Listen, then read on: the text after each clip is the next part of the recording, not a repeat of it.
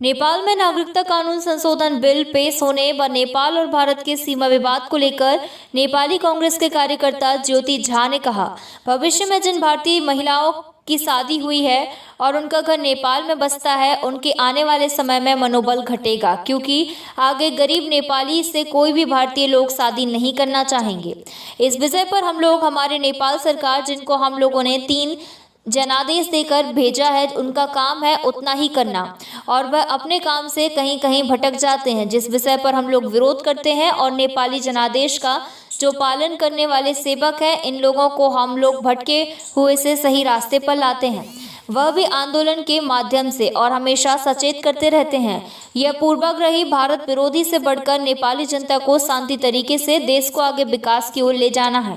यहाँ के युवाओं को आत्मनिर्भर और होनहार बनाना है, जो भारत से सीखें कि किस तरह भारत अपने देश के युवाओं को रोजगार मुहैया कराता है। यह सीखने का अवसर है और हम लोग चाइना के सामान का पूरी तरह से अब विरोध और बहिष्कार कर रहे हैं। HB स्टार 24 न्यूज़ के लिए सुपौल के बीरपुर से राजीव कुमार की रिपोर्ट।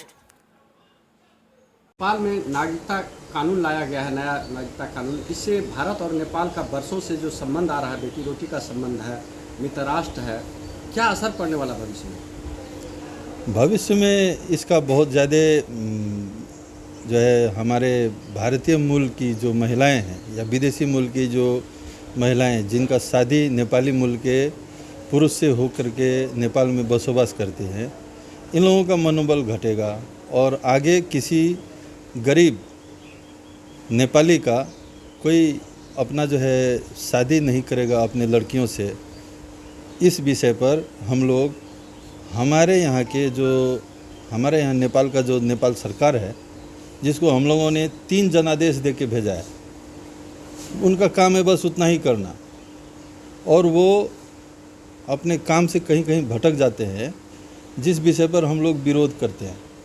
और नेपाली जनादेश का जो ये लोग जो जनादेश का पालन करने वाले सेवक लोग हैं, इन लोगों को हम लोग उनका जो भटका हुआ मार्ग से फिर हम लोग सही रास्ते पर लाते हैं आंदोलन के मार्फत, और हम लोग सचेत करते रहते हैं।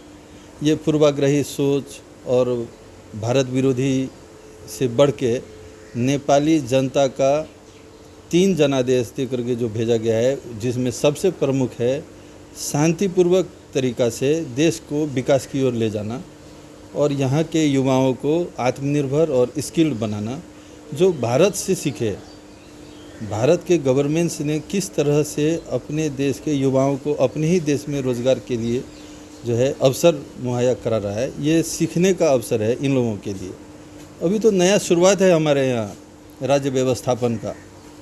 इस तरह का सामान्य चुनौती सब आते रहेगा और हम लोग इस चुनौती का सामना डट के करेंगे और हमारे यहाँ की सरकार को सचेत होकर के कैसे जनमुखी काम करे, निर्णय करे, इस तरफ ले जाएंगे।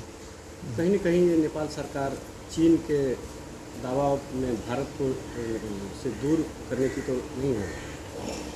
देखिए, ये बात जो है नेपाल सरकार में कौन व्यक्तिगत रूप से क्या कर रहा है, इस विषय पर हम नहीं कह सकते हैं। व्यक्तिगत किसी का किसी देश के प्रति झुकाव होना, वो उसके व्यक्तित्व स्वतंत्रता का एक अपना ये अधिकार है।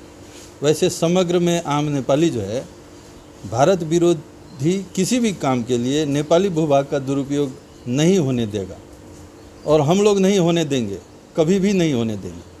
और रहा बात चाइना से संबंधित किसी बात का, तो हम लोगों ने चाइनीज़ सामान का बहिष्कार करना शुरू कर दिया है।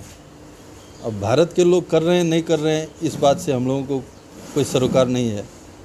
चाइनीज़ एजेंडा, चाइना का जो भी हो सकता है कि वो नेपाल को भी, नेपाल के अर्थतंत्र को अपने कब्ज़े में लेने का कोशिश कर रहा हो, लेकिन ऐसा बात नहीं है कि हम लोग नेपाली लोग सचेत नहीं हैं।